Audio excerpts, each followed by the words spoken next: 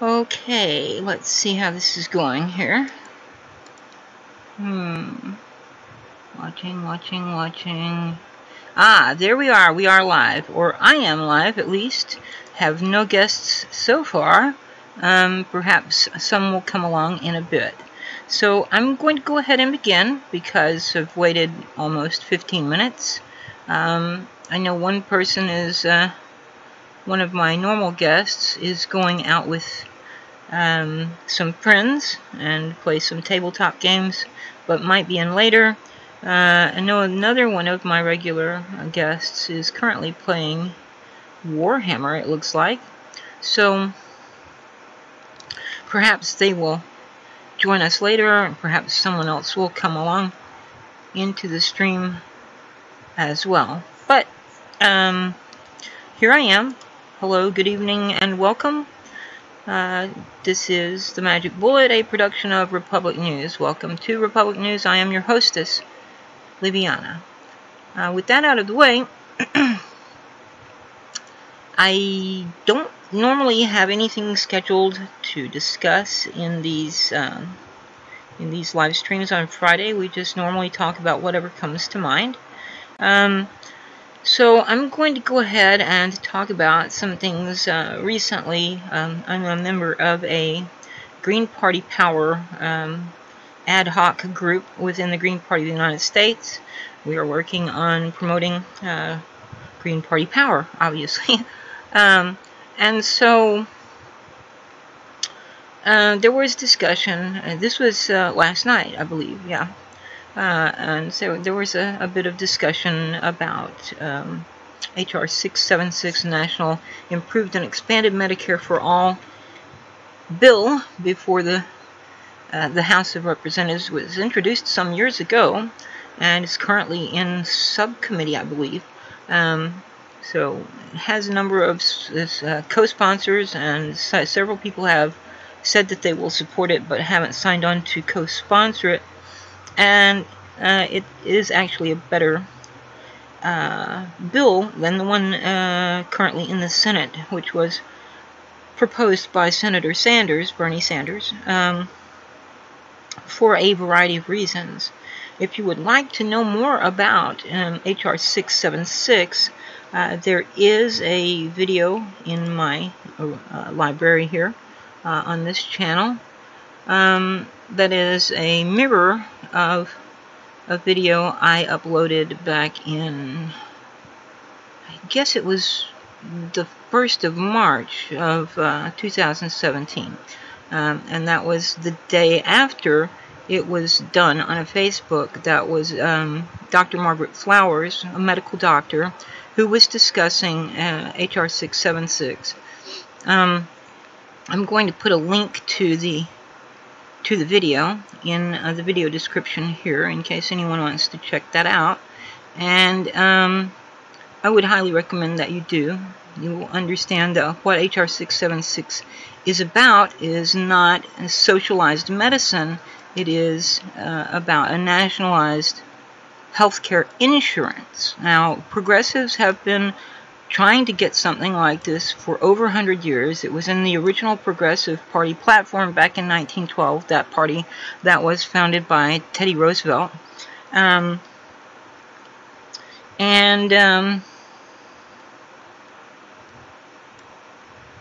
It was again in the Progressive Party platform of 1948 when Henry Wallace ran for president. That was Franklin Roosevelt's second vice president.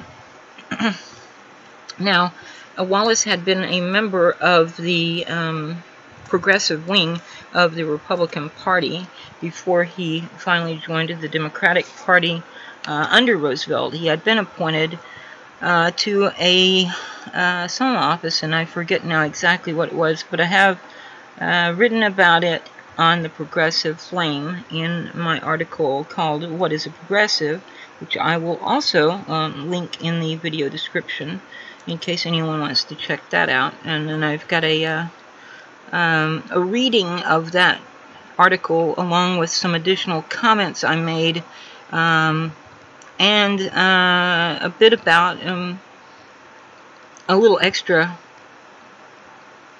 which I added to the video, so it wouldn't just be a reading of the article with a few extra comments about the original article, but instead has some other things as well. I'm going to go ahead and link that as well in the video description. Now I'm going to have to see if I can copy there. I think we're going to be able to do it. Let's see here. Yeah, copy that and paste that in here. Yeah. Okay, so now, as I said, the video that I first linked in there, which is a response to Donald Trump on healthcare by Margaret Flowers, MD. She originally streamed that on Facebook on the 28th of February 2017. That was shortly after President Trump delivered his first address to a joint session of Congress. It wasn't a State of the Union at the time because the State of the Union was given in January, according to the Constitution, required by the Constitution to be given in January. And I guess President Trump had not been in office long enough at that point in time to have a State of the Union prepared. I mean, he had just been sworn in, basically, in January. So there wasn't a lot there to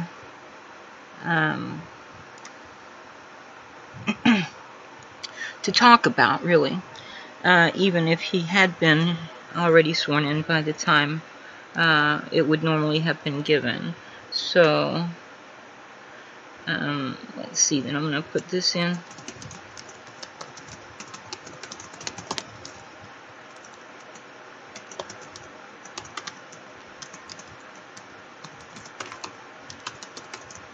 And so anyway, in this discussion yesterday, there was some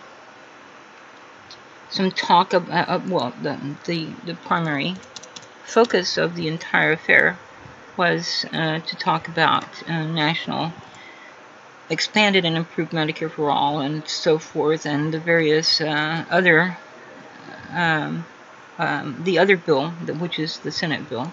So,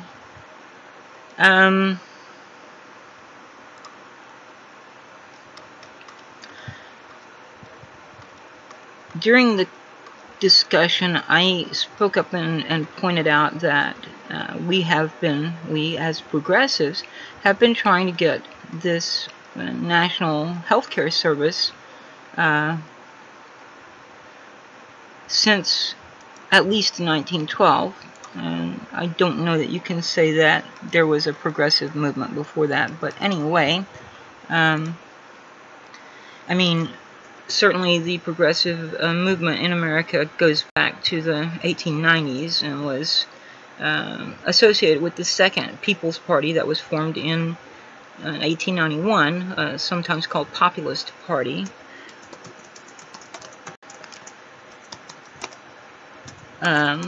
So, I mean, I don't know, and I don't remember it being part of that party's platform, but I would have to go back and look again to be certain. And I'm going to add that. Yeah, okay. So, so I also pointed out at that time that President Woodrow Wilson, had co-opted the language of the Progressive Party platform for 1912 when he was running for re-election, and you know, of course, the slogan "He kept us out of war," which didn't stay true very long, because he took us back in. He took us into war, not too long after that.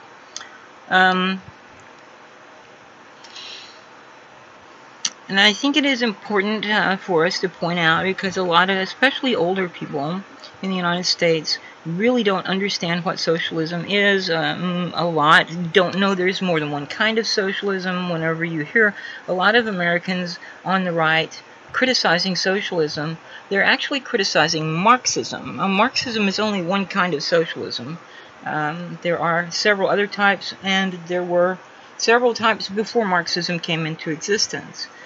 A lot of people don't realize this, but Friedrich Engels and Karl Marx did in fact criticize other types of socialism after they had started up pushing the Marxist brand of socialism, and they would call these other types of socialism utopian. And yet, as I've pointed out before, Marxism seems rather utopian to me, with its dreams of a classless and stateless society, neither of which has ever existed and in fact can't exist. I think part of the issue with Marx and Engels on the class thing is that by the time they cooked up their scheme, so to speak, social class and economic class had become somewhat indistinguishable. But they aren't coterminous. There have been, in the past, social class not determined or dependent upon economic status, wealth, and so forth, but rather determined by what you did in society, what your job was. So there could be people who were producers or artisans, whatever you want to call that class of people, farmers, ranchers, craftspeople, people who did carpentry work and things like that, who could be quite wealthy from doing their work, but they were not in either of the two leadership classes, which were the guardians or warriors, which would be, soldiers and what we would call police today, and first responders and firefighters, things of that nature.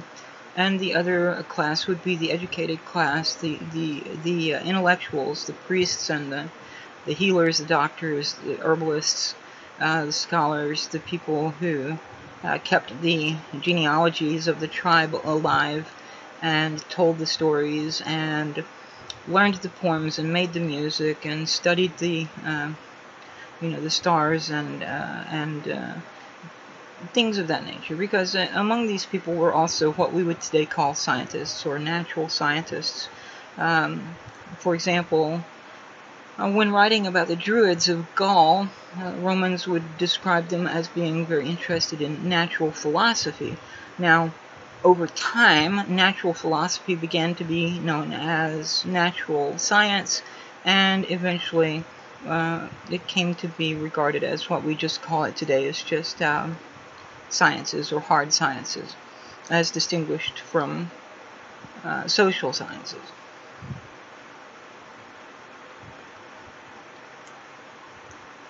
I have a drink of my own invention called a pina colada rosada. It's basically a pina colada, but with added guava nectar. So rosada is Spanish for pink, and the guava nectar is that kind of a pinkish tinge, and it adds a little more tartness and sweetness to the drink. So let's see here. Where was I?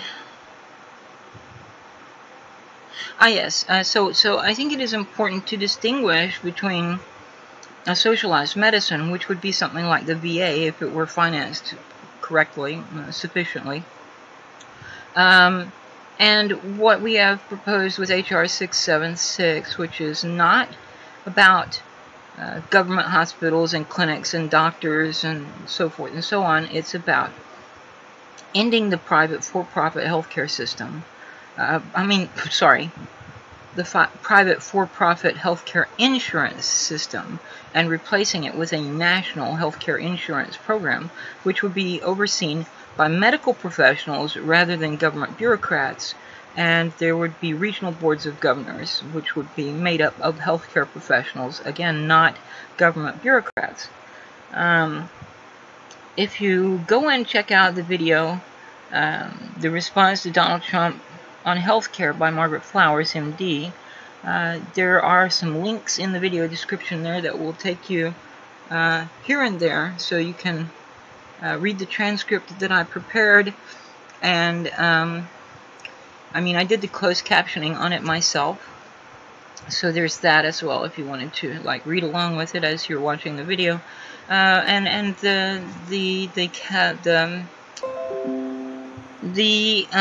yeah, thanks. Okay, for interrupting my stream with your noise.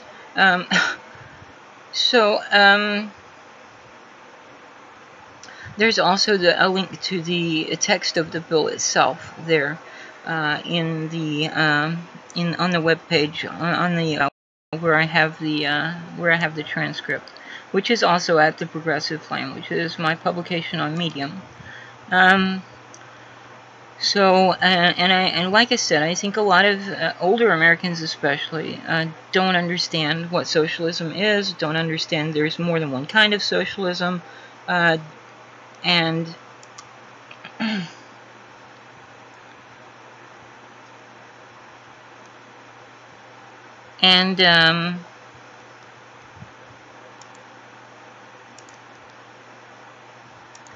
are afraid of socialism because they have been kind of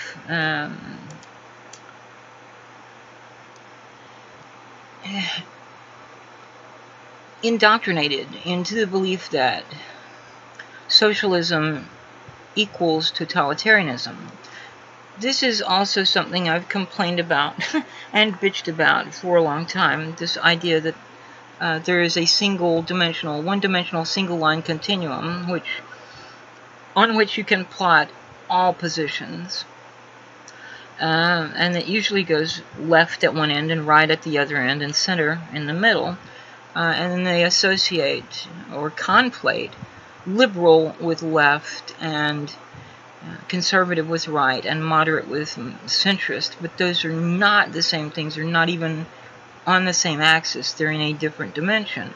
They also conflate totalitarianism with left and liberty or democracy or something like that with right.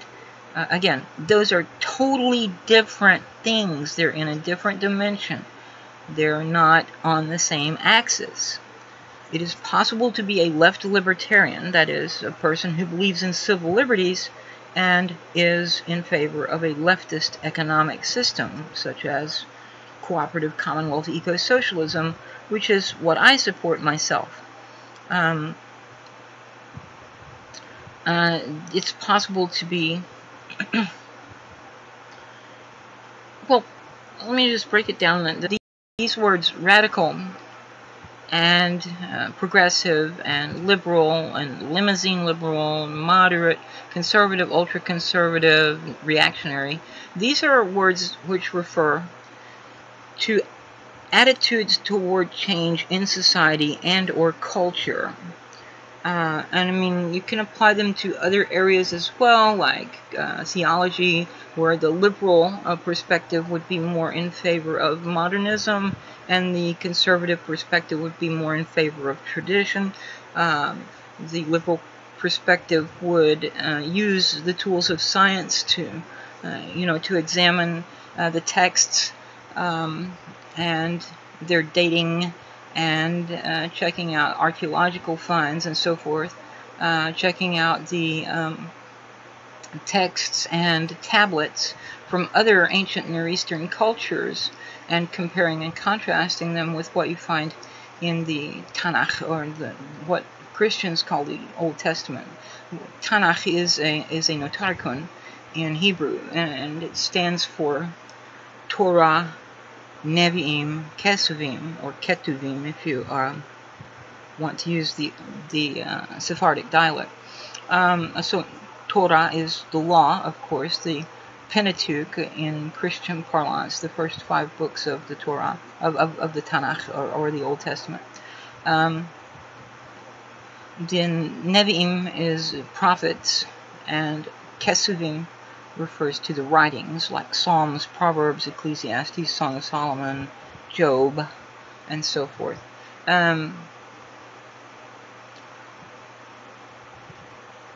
There is a lot of interesting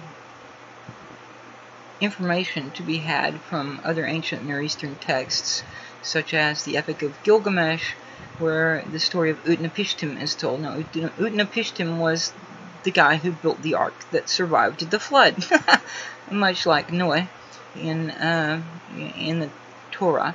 And there are some very interesting parallel statements in those two stories. It is believed that the story of Noah actually comes from the story of Utnapishtim. And of course, there will be those more conservative, fundamentalist, and evangelical, and those are not the same thing, conservative and evangelical. They're very close in terms of doctrine, but not so much in terms of practice. At any rate, those more conservative, theologically conservative types would probably say something like, no, the Torah story was older. The story of Noah was the original story, and the Mesopotamians ripped it off from them, or it's a deception of the devil, or, some nonsensical stuff like that. The dating simply does not bear out their attempt to engage in apologetics. But whenever when most people are talking about these terms, radical, progressive, liberal, limousine liberal, moderate, conservative, ultra-conservative, and reactionary, they're talking about attitudes toward change in society and or culture, and primarily talking about changes in society, especially in the United States, which does not have a single culture, but is instead a hodgepodge of many different cultures. As I've pointed out several times in the past, there is a very strong Italian-American community in Brooklyn, in northern New Jersey, in Chicago. There is an Ashkenazic Jewish community in Queens and Flushing. There is a Chinatown in New York City. There's a Chinatown in San Francisco. There's a Greek community in Chicago. Throughout the South and the South, or the South, I say Texas. Throughout Texas and the Southwest, there is very strong Hispanic cultural influences, primarily from Mexico.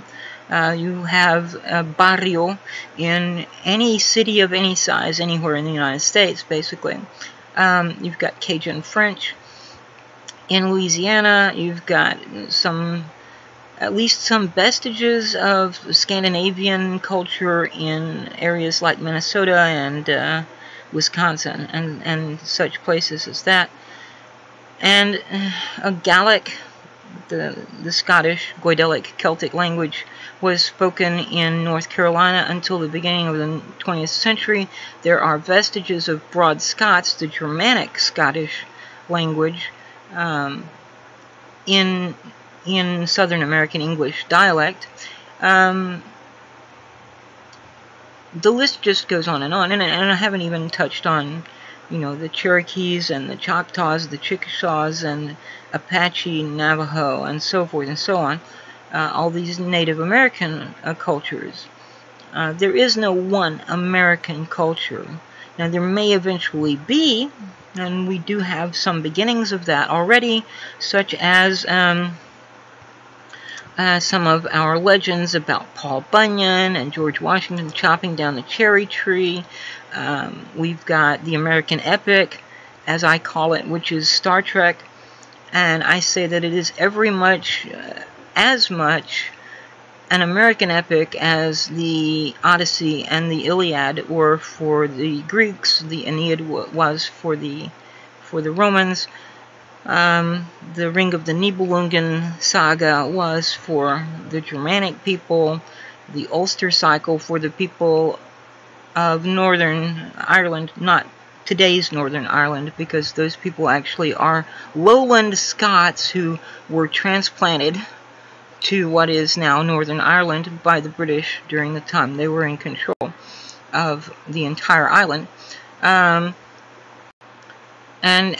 there are a number of other examples, but I would say that for America we do have an epic of our own, and it is Star Trek.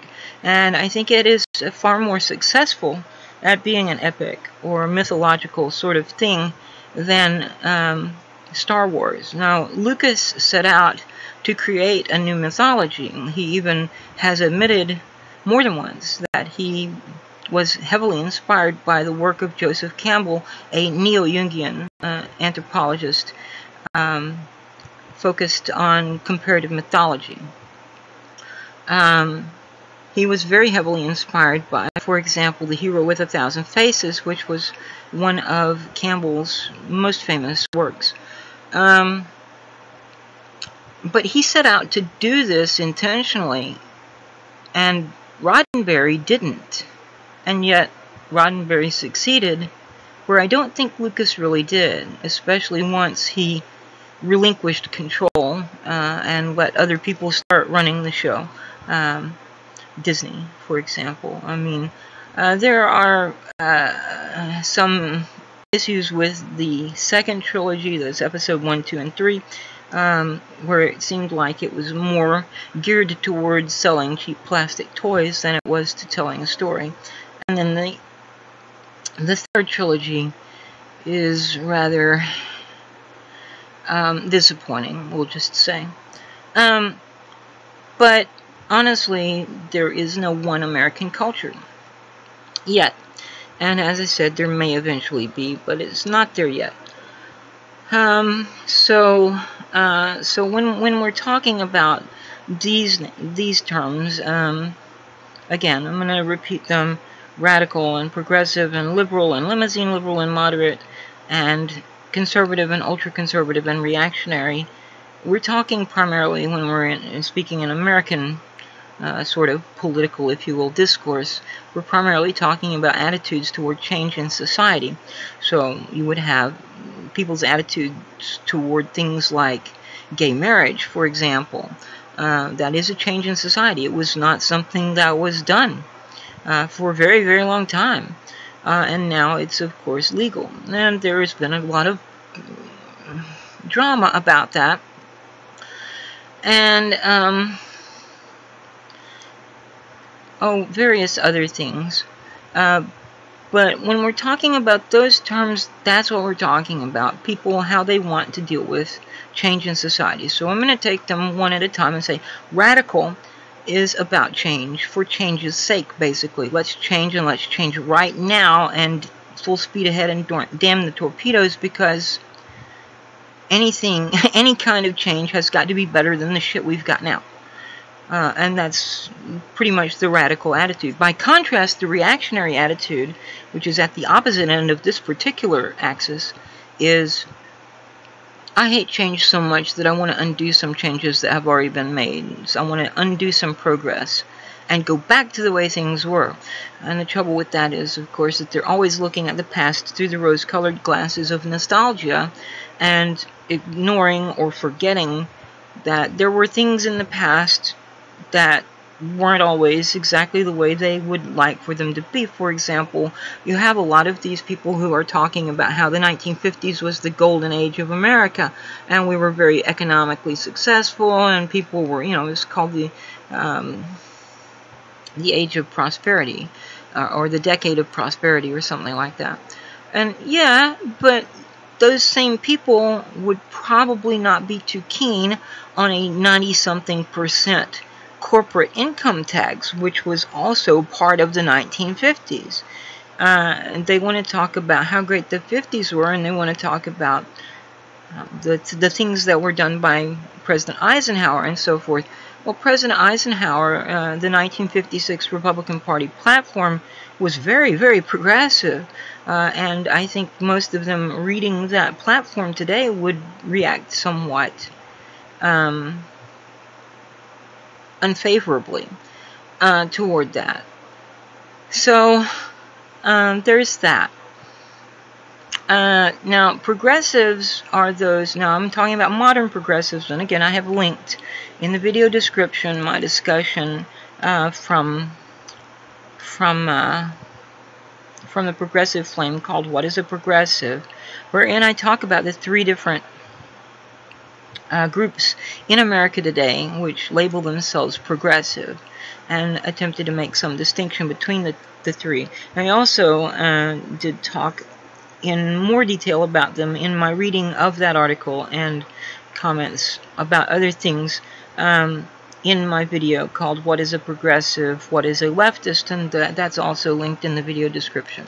So I don't want to really completely rehash everything that I said there, but basically the idea of progressivism from the very beginning in the 1890s was progress, change in order to reform the system, and paying attention to what the possible consequences might be, paying attention to the implications, trying to actually come up with solutions instead of just let's try anything, right? Just we're not going to change just for change's sake. As progressives, modern progressives will be advocating for change which will effect reform.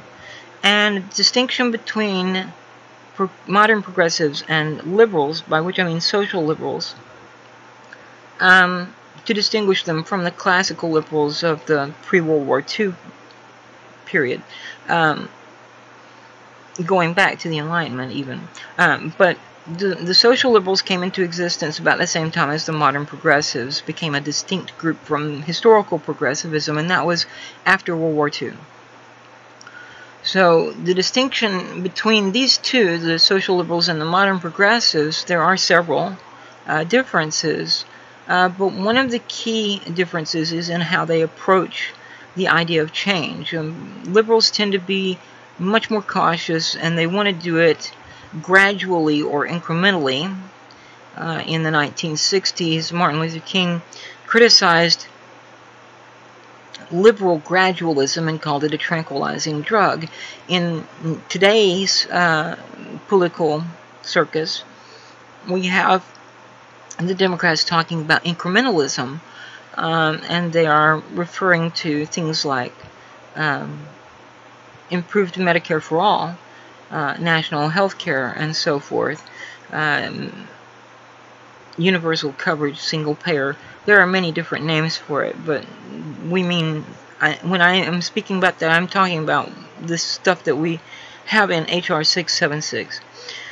And again, you can check out Margaret Flowers in the video description, the video that I mirrored from her down there. So if you want to know more about HR 676 and so forth.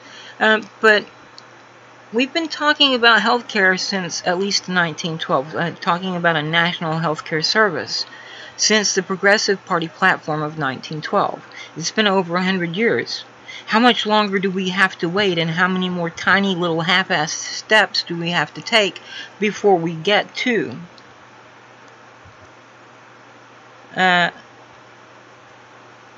you can join the antechamber. That's how you get into. If you join the antechamber, I drag you into the streaming channel. Where are you? Come into the antechamber and I'll pull you in. Oh good, we've got some guests here now.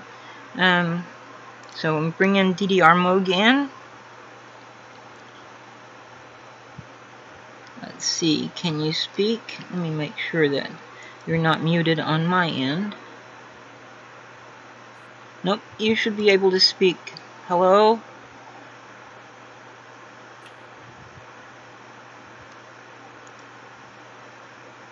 Geely there. There you are. I can hear you. So let me finish up this little thing about the social attitude axis, and then we'll carry on from there. So on the social attitude axis, when we have progressives versus liberals, progressives want to have the change now, but we're going to be, cautious about it. We're going to go to the people who are actually affected by the challenges we seek to resolve, and work with them to come up with grassroots solutions, which we will then be implementing like now and not like 100 years or later from now. Whereas liberals are like, well, let's half-ass it, let's take it in gradual steps, let's be incremental about it, and often they come at things from an ivory tower perspective and want to impose what they imagine to be solutions from the top down.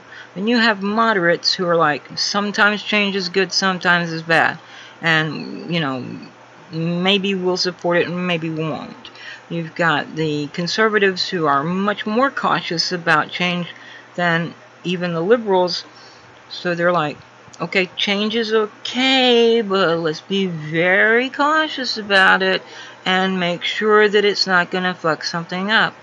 And then the ultra-conservatives are even more resistant to change and generally don't really like it that much. They're more the status quo type. And then you have the reactionaries, which I've already talked about, which are those people who want to take things back to the way they were. To undo changes which have already been made, to undo progress, because they think things were better in some golden age that they imagine existed at some point in time. But never ever has there been such a paradise. And looking back at things, I mean, there were things that I lived through that were absolutely fucking miserable at the time, and I can look back on them fondly because the misery has faded with the decades, and I think, yeah, I kind of remember that, it was kind of cool, and then I start thinking about it, I go, no, it really fucking sucked, you know. That's when I start remembering the unpleasantness of those situations. So that's one thing, and economic axis or economic dimension is yet another. And then you've got several different axes which can be called politics, because politics is a branch of philosophy which deals with external justice, and there are many applications of that, including law, including the distinction between order and chaos, or authoritarianism and libertarianism in the sense of civil liberties, the sense of who gets a voice in making decisions. You know, if you've got pure democracy, you would have absolute consensus would be required for everything, and everything would be done by referendum, so no one would ever have time to do anything else, because there would always be some fucking idiot coming up with an idea, and we'd all have to get together and you know, figure out whether it makes any sense or not, and then vote on it.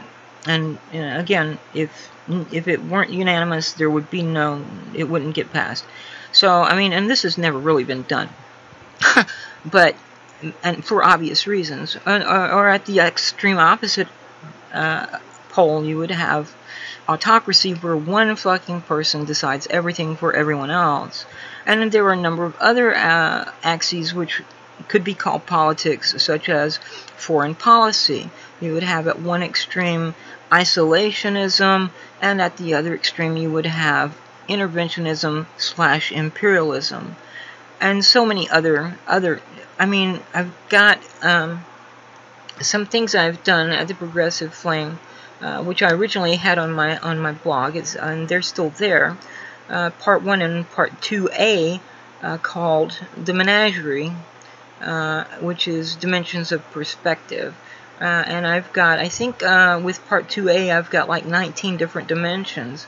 And I've been working on Part 2B for quite a while, and probably going to have to divide that up into Part 2B and Part 2C, because part of what I've been talking about in there involves a critique of some of the ideas of Ayn Rand, and I may have gone on quite too long about that to contain all of that in just one article.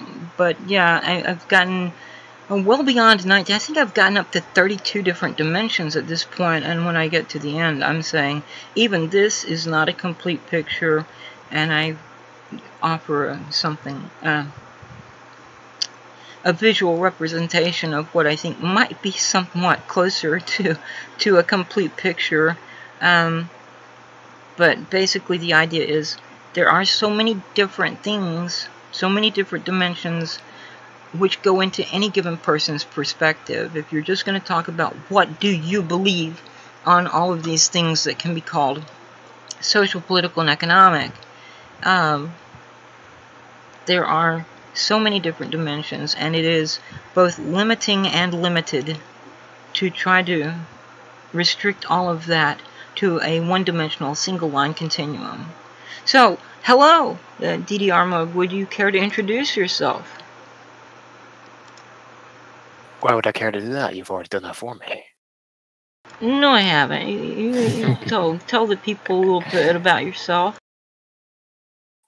I've been here before last week. I am the token Marxist of their server. I'm from an associate of something of forms community, a goon essentially, and I'm a Marxist socialist, as opposed to the cooperative commonwealth that Liviana espouses. Okay, yeah, I am in favor of cooperative commonwealth, eco-socialism, ecological socialism of combined with cooperative commonwealth. But we are both socialists of one type or another. We are both leftists.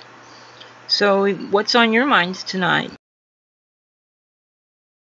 Well, I actually heard you talking about liberalism there. I forgot about this. At what time the stream was on. I was actually going to join a little bit earlier, but I was playing a new game there. That's how I forgot about it. You know, Steam Summer Sale. Right. But yeah, what's it? You're talking about social liberalism and the variations of liberalism and how it relates to a society, and change in general, and basically how crappy gradualism is, or they call it incrementalism these days. Incrementalism is particularly bad with modern liberals, especially neoliberals, who tend to be the ones who get into power. Coincidentally, the least common type of liberal in modern society is also the one that tends to be the ruler, for some reason. I'm not sure why, to be honest. It tends to be what now?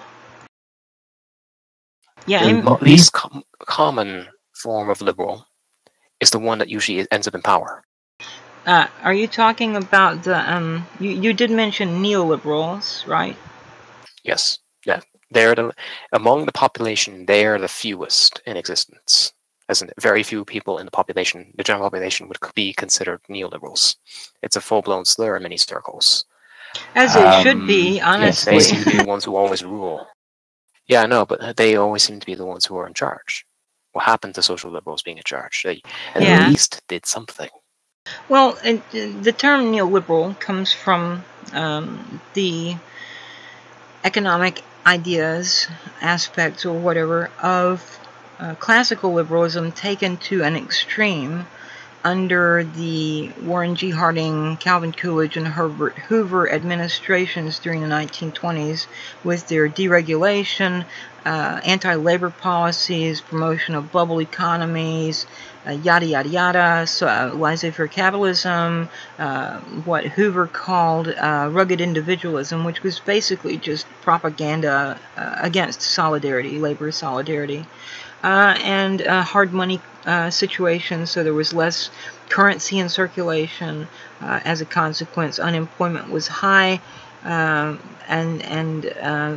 lending rates, interest rates were high as well. So the banks and the wealthy were making a killing. They call it the Roaring '20s for a reason, and then all of a sudden the bottom fell out because of all the bubble economies that they were promoting. So, I mean, when we talk about social liberals, we're talking about people who have an attitude towards change in society. When we talk about neoliberals, we're talking about an economic perspective, and I have talked about this before many times, that I believe that the extreme right on the economic axis actually forms a trident. So it has three tines, right? The tines are the little teeth or whatever of a fork or a trident or pitchfork or whatever. So the tines of extreme right on economics are fascism, neoliberalism, and state capitalism.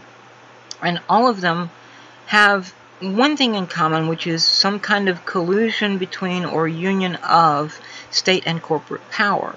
So you have, for example, in fascism, it's more collusion between the state and the corporate power, but the state retains the upper hand and is still in control. In fact, is in complete control because it's a very totalitarian system, dictatorship, and so forth. But it has been called corporatism by people like Mussolini. He referred to, in fact, his statement, fascism is corporatism. The fascist 8 salient features I learned in a senior level history course when I was in university include intense anti-communism and intense pro-capitalism to the point of corporatism. So, I mean, these people who talk about third position and how the Nazis were like somewhere in the center and blah blah, this is bullshit. I mean, the Nazis arrested socialists and Marxists, communists, and even labor union members, and shipped them off to prison camps under their what they called Nacht und Nebel program, which means night and fog. And those were political prisoners, basically. They also rounded up several, well over 1 million Roman Catholics who were like anti-war. They rounded up well over 100,000 Freemasons, because Freemasons have a history of opposing tyranny. And I don't even know, I mean, I don't know if you would consider the lesbian, gay, bi, and trans people that were arrested as political prisoners or what, but, you know, maybe not. It would be rather stupid to, ignorant of history, to claim that the Nazis were socialists simply because the word socialist is in the name National Socialist German Workers' Party, or to claim that they're centrists when they were extremely capitalist. And then neoliberalism is, well, let me just take state capitalism first. State capitalism is when the state replaces the factory owner and the landlord and becomes the new factory owner and the new landlord. It's the WHO, meet the new boss, same as the old boss. The chairman of the party replaces the Tsar, and so forth. So you have the state and corporate power have united, but the state is the one in control. The state has absorbed corporate power. Then you have neoliberalism, and neoliberalism is interesting. A lot of people who claim that they hate it are far-right people, alt-right types who idolize Augusto Pinochet. And Pinochet has been described both as the last original fascist and the first neoliberal, because he was, I mean, he did all this shit too.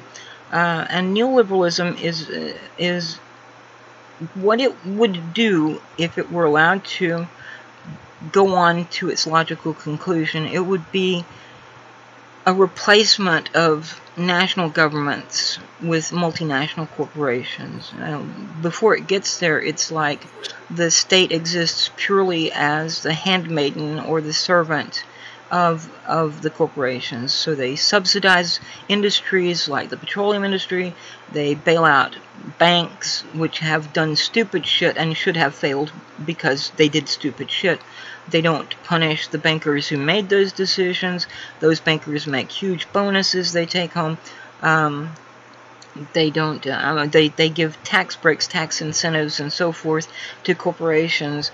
Blah blah blah blah blah. Some of the legislation even winds up being written by lobbyists for corporate interests, and you know, presented by a so-called representative of the people before the legislature.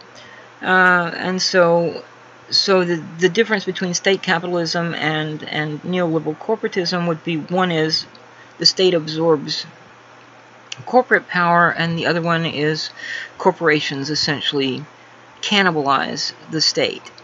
And then fascism is, there's a kind of, they're working together, but the state is still in control. So, yeah. Giovanna, I might just suggest something for the stream, because I believe the what's being streamed itself is our Discord. Go into the channel settings, the streaming channel settings, and change the bitrate from 64 kilobytes to 30.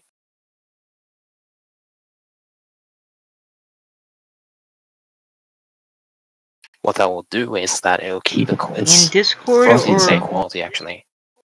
In Discord. okay. It's roughly the same quality, but it takes half the bandwidth, because I've noticed that you are going robot quite an awful lot. Change it from what to what? What currently is at 64 kilobits is usually the default settings. Inside the streaming channel. You know, the settings of it. You'll see in there, you'll see quality meter, or you should, and you'll see 64 kilobits per second, or kbps per second. Change that to 30 and save it.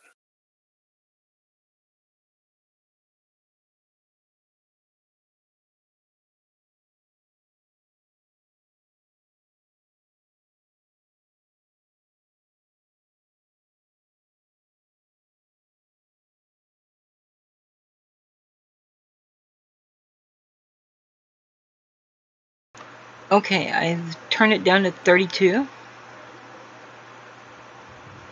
You still here? I'm still here. That should make your roboting an awful lot less common, because you're using half the upload speed to make the same conversation. Can you hear me fine still? Yes, I can.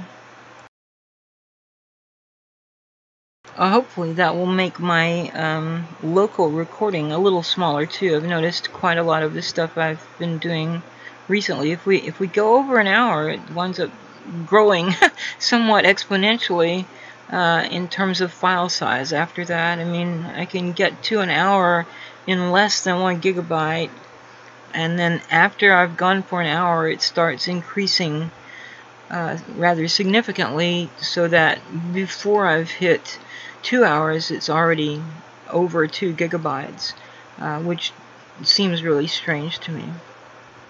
But thank you. So that should help a bit, hopefully. Well, you see, 64 kilobits per second, that's what it literally is what you're uploading and downloading when you're talking to me in this stream right now, when you're talking to me individually on the Discord. That's a second. So a megabyte is about 10 of that, or about 8, 9 seconds.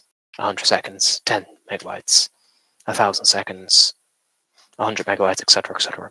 And that's not even accounting for the stream. The stream itself is probably a few hundred kilobytes. Right. Well, see, I'd gone into my encoder and adjusted that already, and I thought that would resolve some of it, but apparently not, because we've still had the issue. Now, I mean, part of that has to do with my own ISP. I've had a number of issues with them over the past 2.5 months or so now. I don't know exactly how long it's been, but I know it's been more than 2 months. And at this point, I think it's probably close to 3. And then there's also something going on with YouTube. It has been going on for 3 or 4 weeks now. I'm not really sure what's going on there, but I'm thinking that it may just be congestion on Friday nights, because it seems like a lot of people do streaming on Friday evenings.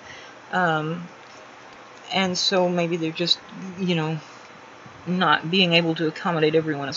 I mean, there were, as I said last weekend, 2 weekends before that, there was someone who was watching my stream as well as several other people's streams, and he was kind of hopping back and forth between the streams, and he said that everyone was experiencing the same issue that night. So there would be people who would go into buffering, who ordinarily wouldn't, you know, and I would assume that some of those people would be prioritized by YouTube because they're bigger names, bigger channels, bigger subscription base, and so forth.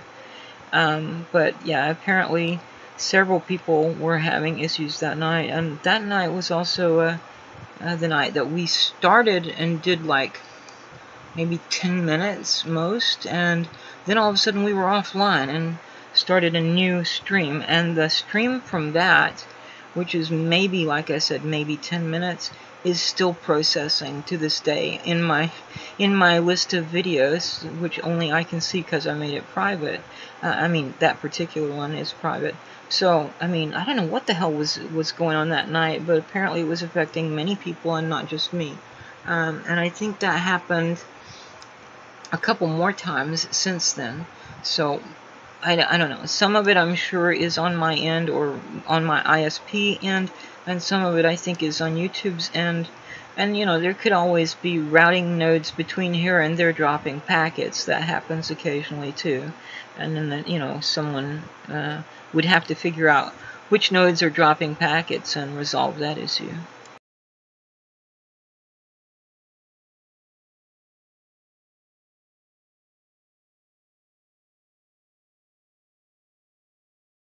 How is it looking out there at the moment? It's better. But that would imply that you'd be better off just not streaming on Friday. Do what now? If everybody's getting congested, that means people need to stream on other days.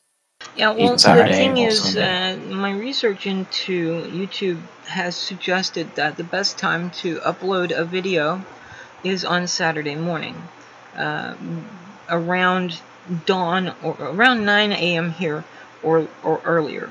So going back to like midnight or so, that's the way to get the most views. And it changes from month to month, but it seems like Saturday mornings are the best time if you want to get views. And that means, if we've been doing a stream on Friday evening and it's finished by, say, 3 in the morning or whatever, then it's there, a new video has finished processing and people can go and watch it. So it's, it's available for them on Saturday morning to see. And they might, take notice. I do want more subscribers. I mean, come on, guys, subscribe to me. I need some subscribers. And more views, too, of course. And I have no intention of monetizing this channel until and unless YouTube decides to do it right. I don't want, ads from the Church of Scientology or ads from the Coke Industries or, there's all kinds of stuff on. I think what they should do, rather than making us prove that we deserve ads on our shit, is allow us to decide who is worthy of advertising on our shit. Because some of their shit I don't want on my channel. I have absolutely no support of it, and I won't take any money from them. I do have, some principles, and I'm not going to violate those just for some filthy lucre, so to speak. So, I do have a Patreon, and I'm more than willing to accept donations from people if they enjoy the content I put out. I need to do some house repairs, and I need to have some dental work done, so I could always use a little cash.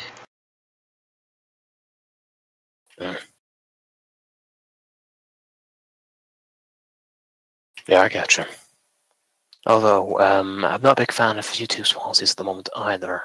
YouTube has given in to the fear of the big media companies when it itself dwarfs them. And will dwarf them. As soon will be dominant over them too. Oh yeah, absolutely. I think I've noticed a lot of, and you'll see this a lot from so-called conservative or right-wing types complaining about how YouTube is censoring conservative or right-wing voices, and that's not really true. They're censoring any anti-establishment voice, and I've noticed it with progressive leftists as well. So it's not just one-sided. It seems to be anyone who challenges the establishment. And it's not universal. I guess someone has to report you or something, because there are people who don't get hit. And then there are people who are very well known and reasonably successful, have large audiences and so forth, like Jimmy Dore, who have been hit with demonetization and not having their content promoted the way it's supposed to be. I've got the bell. I'm subscribed to Jimmy Dore Show. I've got the bell thingy clicked, so I should be getting notifications of every fucking thing he comes out with, but I don't.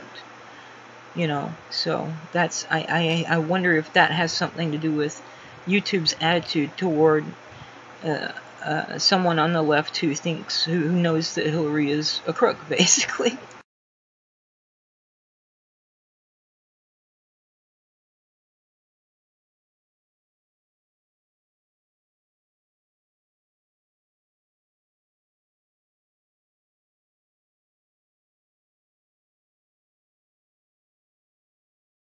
Yeah, you have to go into the bell for the bell thing. You have to actually go into the bell and then specifically say you want all notifications, because they keep adding new things to it and defaulting it when they change it.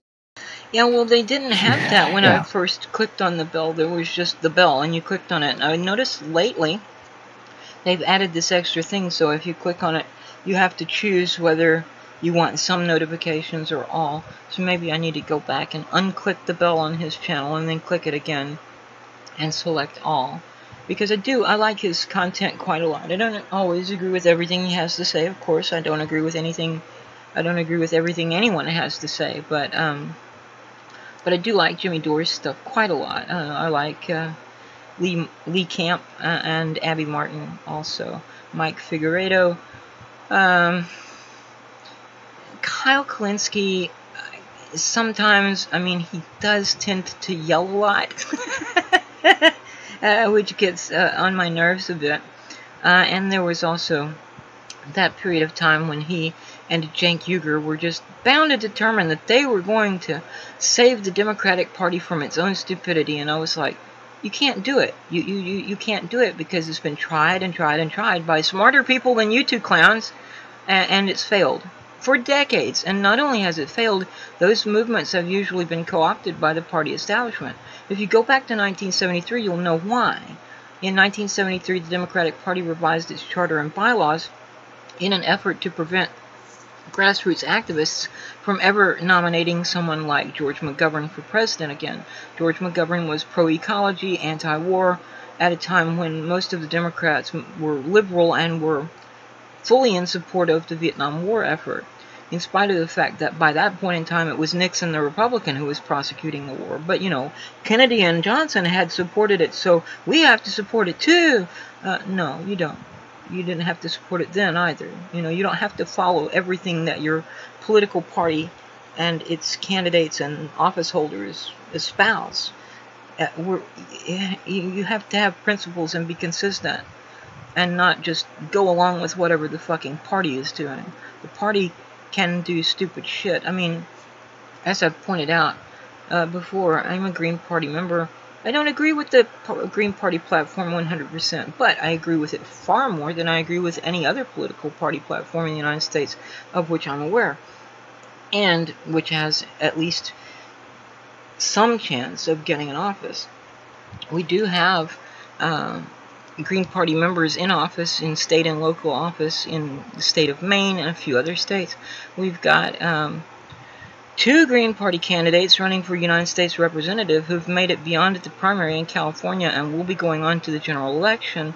One of them, at least, Kenneth Mejia, is rather well known, and he's running against a Democrat. There's no Republican or anyone else in that particular contest. So, I mean, you can vote for a corporate Democrat, or you can vote for a Green Party member who's going to actually try to represent the people.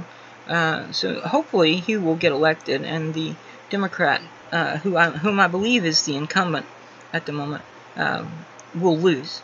But we'll see, right? But yeah, I don't agree with everything the Green Party platform says, but I agree with it more than anything else. I think it's important to be able to dissent.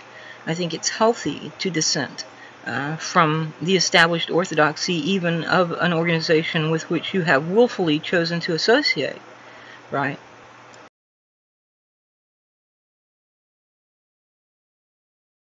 Yeah, of course.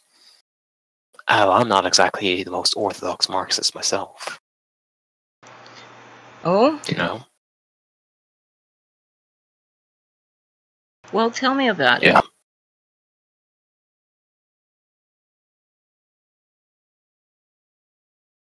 What? You haven't said anything. You just went, oh? Tell me about your Marxist heresy, if you will. My what? My heresy? It's more being heterodox. But I don't know. That'd be a different conversation altogether. Because I'd actually have to talk a little bit about Orthodox Marxism first, and then talk about how I'm heterodox from that. Well, go ahead, because I'll probably be getting up in a few Like a minutes. scream to... I'm probably going to be refreshing my Say again? cocktail. I'm probably going to be refreshing my cocktail in a few moments. So, I mean, you've got some time to present your case and to talk about so-called orthodox Marxism, if you like, beforehand. And, yeah, let me see here. Yeah, I've got about a little more than half my cocktail left. This is 12-ounce glass, and it's You're drinking cocktails, really? yeah. What kind? What do you expect me to drink? Beer? Stout? I don't like that stuff. It goes right through me. What about whiskey? Yeah, I would drink. I mean, single malt scotch. I'll drink that straight with no ice or anything. I chill it in the refrigerator. I have it with a ginger ale chaser, sometimes a ginger cola chaser. I love especially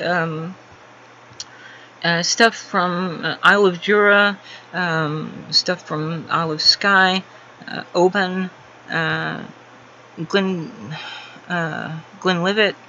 I'm not that fond of the Speyside malts that all the yuppies like, because I don't really find them that interesting. There are one or two that are a little different, and I kind of like them, but I'm generally more kind of into the Island and West Highland type malts.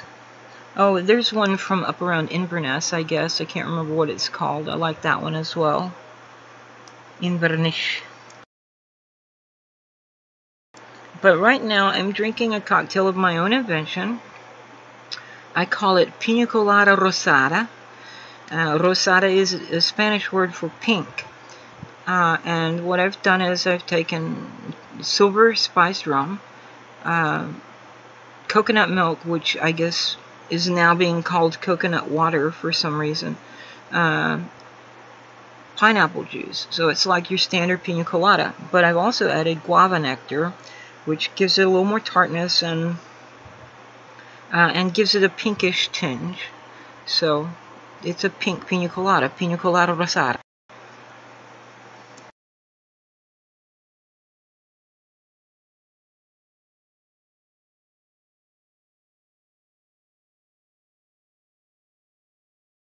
Fair enough.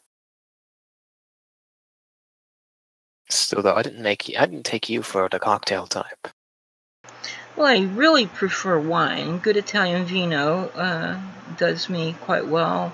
I like single malt scotch, as I've said. Neat, straight up, whatever you want to call it. Straight up, that's the way. That's the term, yeah. That means no ice, no mixer, no nothing. But it's okay to have a chaser. I have occasionally drunk vodka straight, but I'm not quite as crazy as I used to be when I was younger. And I mean, vodka's a party drink. Yeah, college was a long Vodka time has ago. always been a very... Yeah, my university days were over a long time ago, so I don't I don't do some of the crazy shit I used to do. I mean, we used to have D&D sessions where we would get together and drink what we called hunch punch, which was Hawaiian punch mixed with pure grain alcohol, 198 proof. And yeah, that was that was yeah, I don't do that stuff anymore. You play D&D? Or you used to? How long ago was university for you? Let's just say that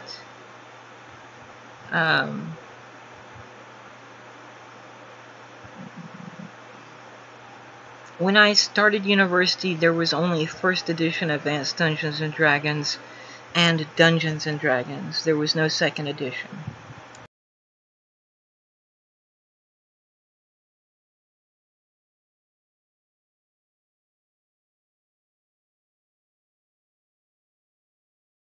Now, second edition, or I guess you could call it edition 1.5, like with Unearthed Arcana and all the stuff that came out after that before the second edition, that stuff did start coming out while I was still an undergraduate. And I think maybe in the couple or 3 years between my graduation from university and going on to graduate school is when the second edition came out.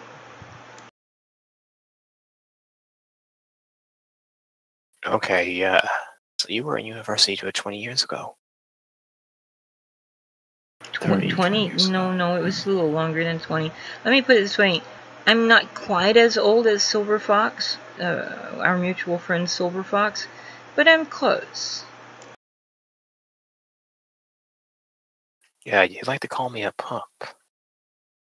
He does? No, you do. I don't think I've ever called you a punk. Pup. Oh, a pup. Pup, yes, I probably have.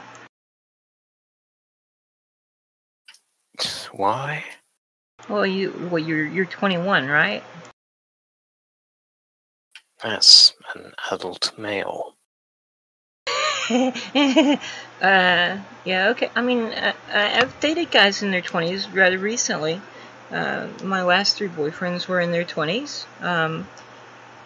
And you know, I have a cub right now. I have a younger boyfriend. So I mean, that's a term used. Okay, wow. Supposedly, cougars refer to their boyfriends, younger boyfriends, as cubs. I've never called him a cub. I call him my boo bear. But anyway, yeah. Wow. He's not like super young. But I didn't know you were into. I didn't know you were into massive age gaps. Hey, I mean, if the guys find me attractive and interesting and they want to date me, okay, you know, but I've got one now and I don't need another one. So, yeah. Wasn't offering. I'm a direct individual. If I'm interested, I'll show interest. But I only go after single people anyway. You also live in the United States and I don't want to move there. But, well, there are parts of the United States which are better than others. But anyway, do go ahead and tell us about Orthodox Marxism, and then you explain how you deviate from that.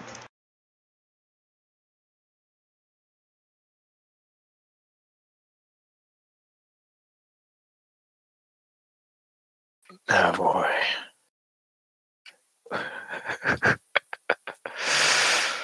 God damn it, Liv. Yeah, you really gonna make me do this?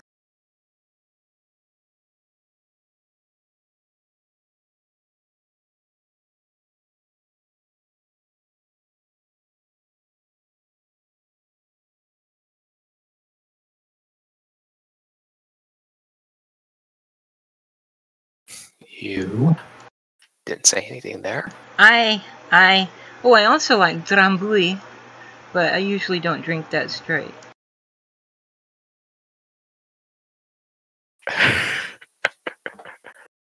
Okay, I don't know if you're cutting out there or not, because you just started talking about drinking again.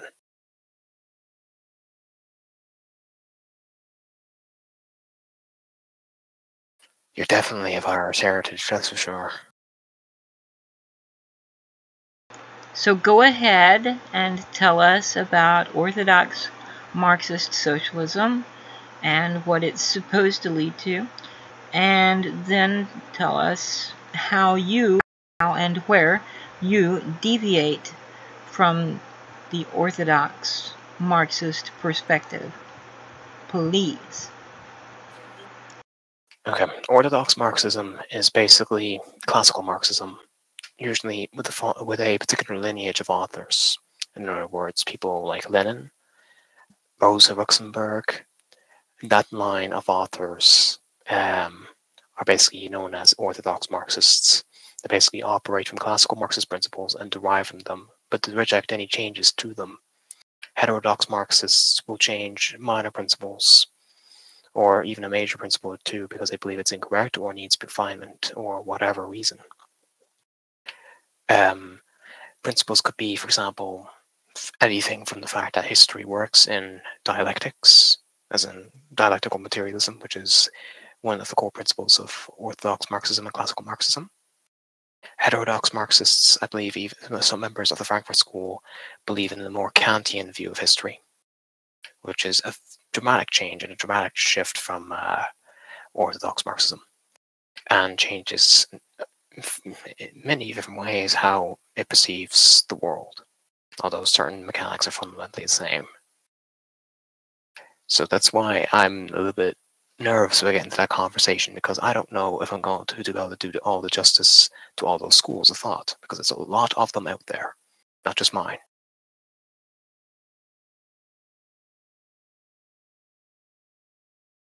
Do you understand? I do. Live you there? I do understand. I have to turn my mic on and off because I haven't gotten a new set of earbuds or headphones yet. I know I've got a new pair of headphones around here somewhere, and I've been looking for them off and on, haven't found them. I'd rather find those than go buy a new pair, because I mean, these are relatively new. I've used them like 3 times, so, but I'm just not sure where they are. So in order for there less echo and feedback and whatever, I turn off my mic at the encoder with my mouse every time I stop talking, so when you start talking, it doesn't come back through my mic as well. Alright. You can usually do a few different tricks to help avoid that, such as having push-to-talk. But as a quick question. Unfortunately, the encoder does not allow me to use push-to-talk. I have all of my Discord on my computer here set to push-to-talk. It's not set that way on my phone, of course, but whenever I load the encoder, it automatically disables my push-to-talk so that it begins doing voice sensitivity instead. And I don't know if there's any way. I mean, I guess there's a way to fix it here in the encoder, but I don't really want to fuck around with it too much right now. Eventually I'll probably sit down and figure it out, but I'm not ready to do that yet. Out of curiosity, Liv, do you have like a taste for younger men? Or is it just coincidentally who you end up dating? It's just coincidence. I mean, you know, if a guy pursues me, expresses interest in me, I may take notice and say, yeah, okay, sure, why not? I mean, I don't have any problem with the age gap. I'm not going to date someone who's a minor, obviously, but I don't have any problem with the age gap if they don't. That person's a minor if they're under 18 in the United States, isn't it? Under 18, yeah. Okay. It gets a little bit blurry here in Europe. In many European states, the age of being a minor is 16. And rights are all over the place, kind of like in the United States, where an 18-year-old can't buy alcohol for some reason.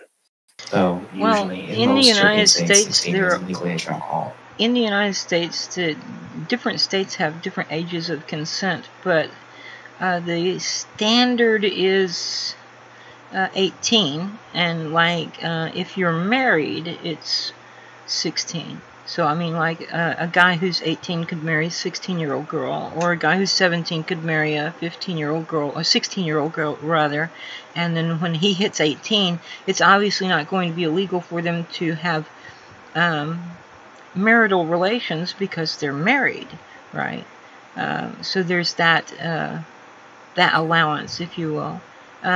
But for ordinary purposes, anyone under 18 is considered a minor.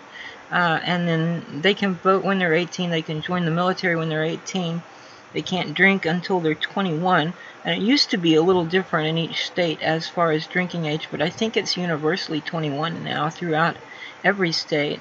I mean, I remember when I was in university still, it was still 19 in Texas and 21 in Arkansas and Louisiana and Oklahoma. So a lot of people from those 3 neighboring states would come across the state line into Texas to buy alcohol, and they would have to go beyond Texarkana or whatever, because anything right on the state line would be like, no, you've got a driver's license from Arkansas or whatever, or we can't sell it to you. But like, if they would go a little bit beyond, they could buy alcohol and then theoretically take it back across the state line illegally. Interstate commerce laws and stuff like that. Plus, once they're in that state, even though they bought the alcohol legally in Texas, they would have been regarded as a minor in possession and could have been busted for it. What's it, the reason, I actually know the reason behind why that is, why it's University 21 now. Congress basically looked at statistics, road crash statistics, and when most states apparently had it at 18 originally, as in only a handful had it at like 21, but most states had it at 18. And what happened was that Congress basically looked at the stats of road crashes and basically said, we want to lower this down. People who are 18 are more likely to get into a drug, a drug or drink or driving crash than any other age. So they cut highway funding they passed a bill that cuts highway funding for any state that doesn't have the drinking age of 21. So the further down you are from 21, the more you get your highway funding cut. So Congress basically forced every state into making it 21 by hurting their economic interests directly, as highway funding is critical for most states. It's vital infrastructure. So yeah, that's why that happened. And that's why it's universally like that. It's actually a law that Congress passed that basically forces all states to be 21. Well, it's kind of weird because they're not really doing a lot of highway funding at the moment. Their infrastructure is crumbling and needs some attention, serious attention. I mean, it would help if we weren't spending over half of our discretionary budget on the military, but like, we have bridges that are crumbling. I mean, not, older bridges, right?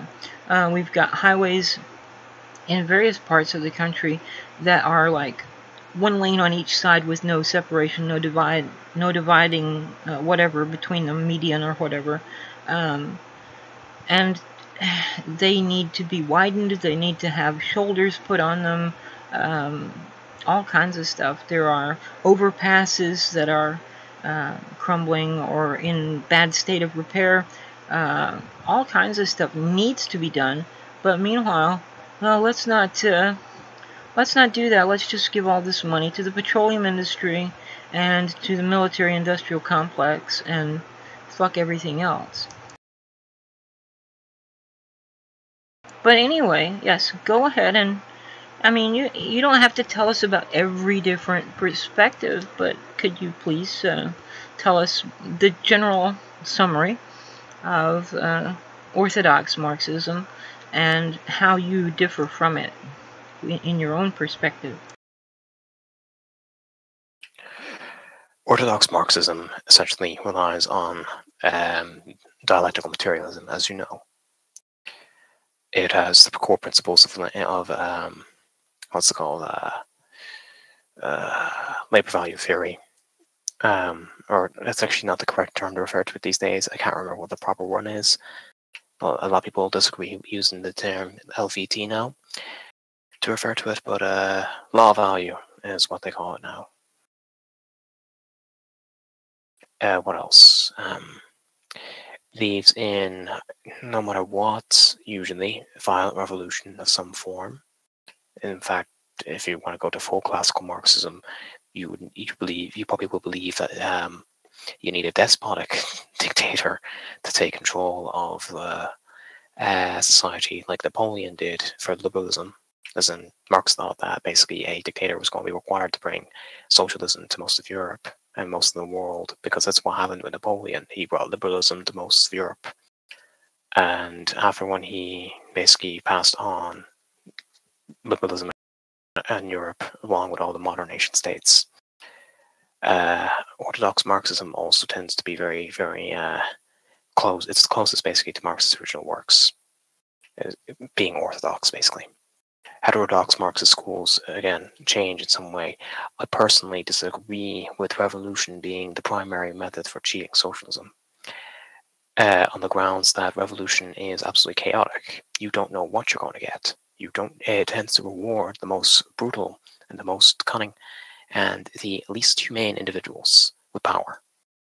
As in, those are the people who are the best to participate in a revolution, a violent revolution. And it's situations like that that helped produce Stalin and Mao in most of the major socialist revolutions of the 20th century, and how they ended up basically fucking everything up.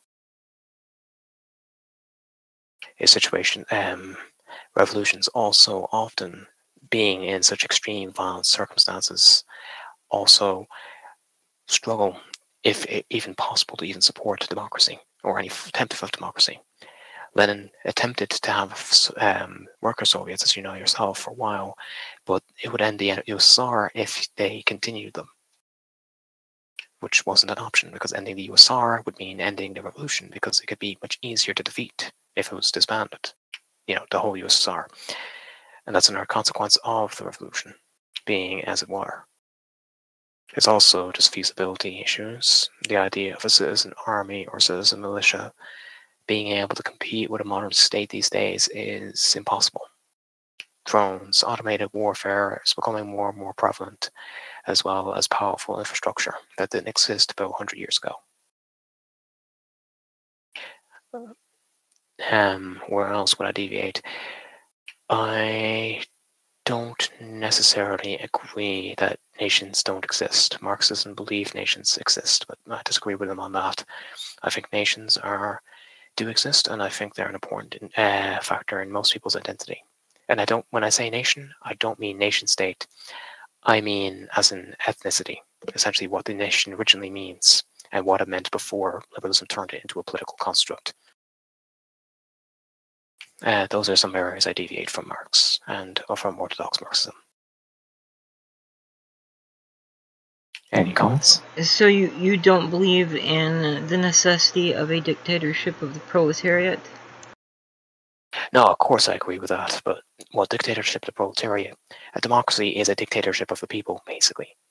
That's well, a democracy would be a dictatorship of the, what is it called, tyranny of the majority, but very few nations actually have democracy. The United States was never intended to be a democracy. What the Constitution established was a democratic federal republic, so it has had some elements of a democracy and some elements of a republic, because the founding fathers were very familiar with the history of nations and politics and philosophy and so forth, and wanted to avoid the flaws of types of government which had come before, so they wanted to create something entirely new, and they gave us something which had never existed before, a democratic federal republic.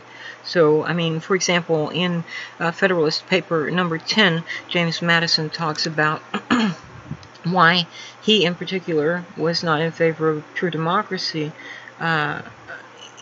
in that factions arise and follow fads, and they will destroy a democracy by following whatever the latest trend happens to be.